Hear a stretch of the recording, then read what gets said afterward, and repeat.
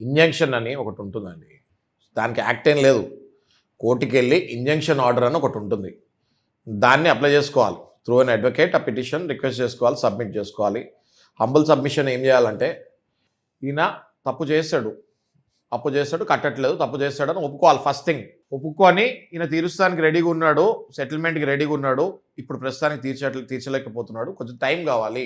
అప్పటి వరకు వీళ్ళ ఇంటి మీదకి కలెక్షన్ వాళ్ళు గుండగాల్లాగా, రౌడీలుగాల్లాగా ఇళ్ళ మీదకి పంపించండి దయచేసి. ఆ టెన్షన్కి చచ్చిపోయేటట్టున్నాడు అని చెప్పి హంబుల్ సబ్మిషన్ కోర్టులో చేసుకొని వేడుకుంటే కొంచెం టైం ఇస్తారు జడ్జి గారు.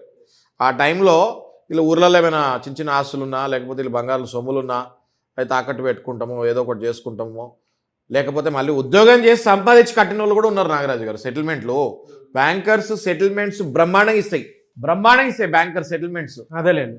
అది ఆ ఆప్షన్ తీసుకొని సెటిల్మెంట్లు చేసుకొని క్లోజ్ చేసుకోవాలి తప్ప చచ్చిపోతలేంటండి.